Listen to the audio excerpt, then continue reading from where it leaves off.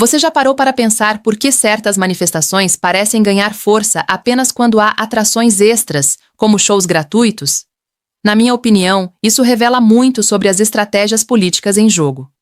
Hoje, vou analisar as recentes protestos da esquerda no Brasil, o vídeo impactante de Nicolas Ferreira sobre a desumanização de conservadores, o suposto plano da Receita Federal para notificar adultos que vivem com os pais e a escalada de tensões entre Maduro e Trump.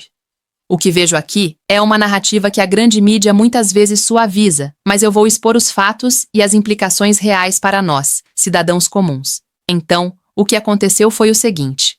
No dia 21 de setembro de 2025, manifestações organizadas por grupos de esquerda ocorreram em várias capitais brasileiras, como São Paulo, Brasília e Belo Horizonte, contra a PEC da blindagem, que amplia a imunidade parlamentar, e contra propostas de anistia relacionadas a eventos políticos passados. Estimativas indicam cerca de 43 mil participantes em São Paulo, com presença de artistas e influenciadores para atrair o público. Agora vamos ao que interessa. Na minha visão, esses atos não representam um apoio orgânico e massivo à agenda de esquerda, mas sim uma tática calculada para inflar números por meio de entretenimento gratuito, como trios elétricos e apresentações musicais. Isso me parece uma forma de mascarar a falta de engajamento genuíno com discursos puramente políticos. Conectando os pontos, isso não é isolado. Lembra das manifestações contra investigações como o Mensalão ou o Petrolão, onde a esquerda raramente se mobilizava em defesa da accountability? É a mesma abordagem seletiva. Protestam quando convém a narrativa deles, mas silenciam diante de escândalos que afetam seus aliados. As consequências? Isso polariza ainda mais a sociedade, dividindo o país entre quem valoriza a ordem institucional e quem usa as ruas para pressionar por mudanças que beneficiam elites políticas. A grande mídia retrata isso como um termômetro de mobilização popular, mas o que eles escondem é que sem os atrativos culturais, o comparecimento seria mínimo, expondo a fragilidade real dessa base. Isso fere diretamente o princípio da responsabilidade fiscal e da transparência, pois tais propostas como a PEC da blindagem poderiam blindar parlamentares de investigações legítimas, onerando o contribuinte com impunidade. Em outro fronte, Nicolas Ferreira divulgou um vídeo analisando o assassinato de Charlie Kirk, ocorrido em 10 de setembro de 2025, durante um evento em uma universidade nos Estados Unidos. O atirador, com ligações a visões de esquerda, matou Kirk na frente de sua família e audiência. Na minha opinião, isso exemplifica a perigosa desumanização promovida por certos discursos progressistas, rotulando conservadores como extremistas para justificar violência. Conectando a outros eventos como tentativas de atentado contra figuras como Bolsonaro ou Trump, vemos um padrão. A retórica que transforma a discordância ideológica em ameaça existencial. As consequências são graves. Uma sociedade onde o debate é substituído por cancelamento e, pior, por atos letais. A mídia tradicional minimiza essas conexões, focando no atirador como isolado. Mas o que vejo é o resultado de anos de programação ideológica em escolas e mídia, que erode a liberdade de expressão, um valor fundamental que defendo.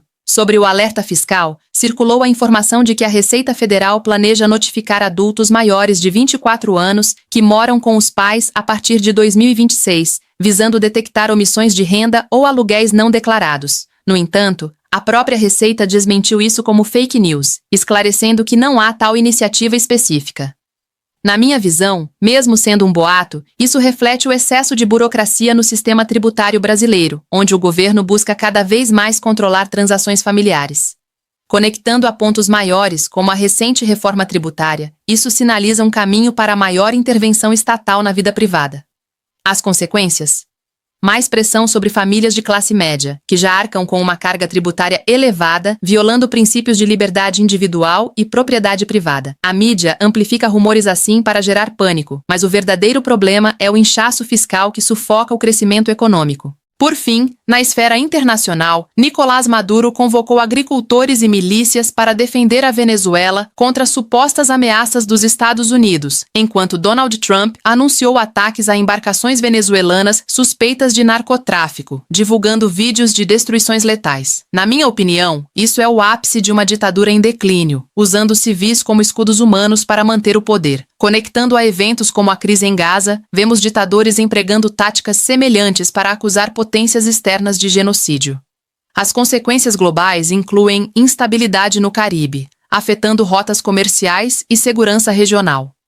A grande mídia pode retratar Trump como agressivo, mas o que escondem é que essas ações visam combater o narcoterrorismo patrocinado por regimes como o de Maduro, defendendo a soberania e a lei internacional, valores que priorizo. Então, para resumir, essas notícias não são sobre mobilizações inocentes ou disputas isoladas, mas sobre estratégias para perpetuar poder, erodir liberdades e aumentar o controle estatal, tudo sob o véu de narrativas progressistas.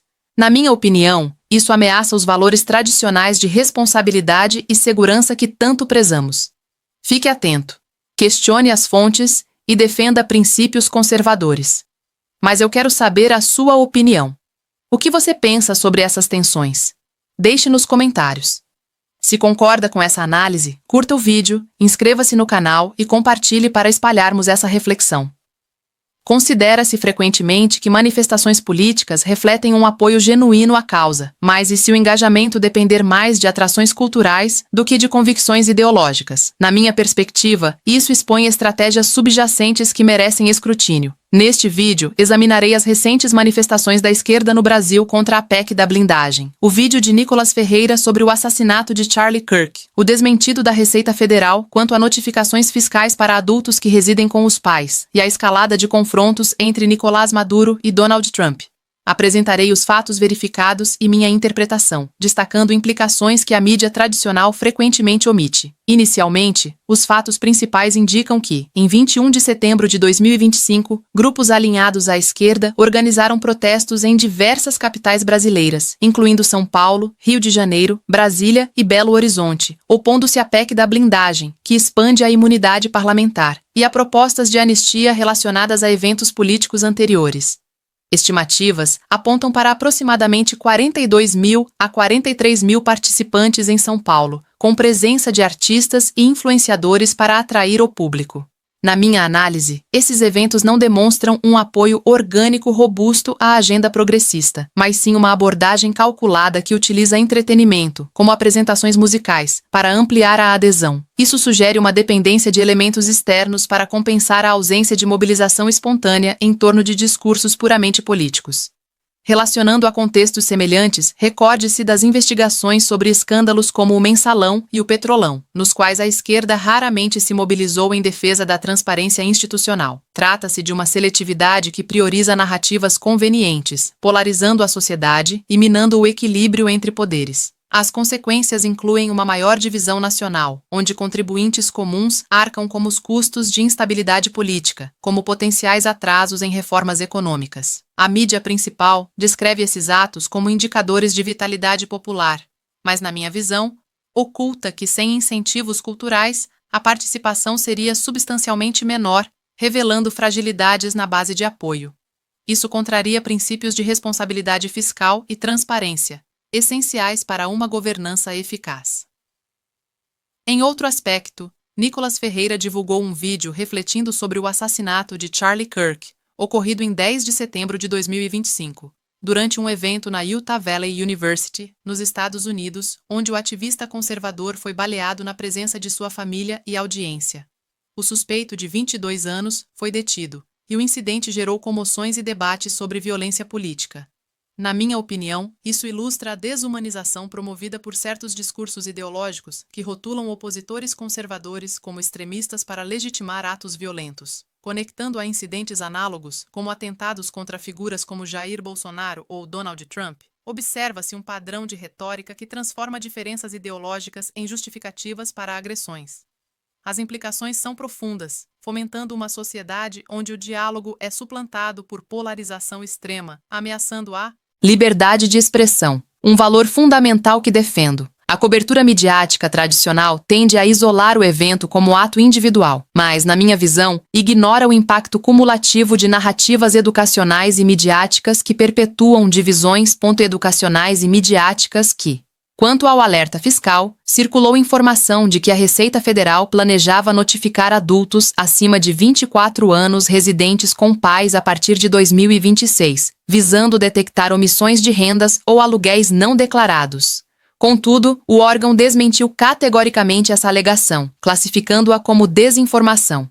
Na minha perspectiva, embora infundada, essa narrativa reflete preocupações legítimas com o excesso de burocracia no sistema tributário brasileiro. Relacionando a reforma tributária recente, sinaliza uma tendência a maior intervenção estatal em assuntos privados, potencialmente sobrecarregando famílias de classe média. As consequências envolvem erosão da liberdade individual e da propriedade privada, princípios centrais para o crescimento econômico sustentável. A mídia amplifica tais rumores, mas o cerne reside no fardo tributário crescente que inibe a iniciativa pessoal. Por fim, no âmbito internacional, Nicolás Maduro enviou uma carta a Donald Trump em 6 de setembro de 2025, propondo diálogo em meio a tensões, negando o envolvimento venezuelano no narcotráfico. Paralelamente, Trump anunciou o terceiro ataque dos Estados Unidos contra embarcações venezuelanas suspeitas de tráfico de drogas, divulgando vídeos de destruições que resultaram em mortes. Na minha análise, isso representa o declínio de um regime autoritário que mobiliza civis como escudos para preservar o poder. Comparando a situações como a em Gaza, ditadores empregam táticas similares para atribuir culpas externas. As repercussões incluem instabilidade regional, impactando segurança e comércio. A mídia pode retratar as ações americanas como agressivas, mas, na minha visão, elas visam combater o narcoterrorismo, alinhando-se a valores de soberania e aplicação da lei internacional. Em síntese, essas notícias transcendem relatos isolados e revelam padrões de estratégias para consolidar poder, erodir liberdades e ampliar controle estatal, frequentemente sob narrativas progressistas. Na minha opinião, isso compromete valores tradicionais de responsabilidade, segurança e transparência. Recomendo vigilância contínua e questionamento das fontes para preservar esses princípios. Gostaria de conhecer sua perspectiva sobre esses desenvolvimentos. Compartilhe nos comentários. Caso concorde com esta análise, registre sua aprovação com um like, inscreva-se no canal e compartilhe o vídeo para ampliar o debate.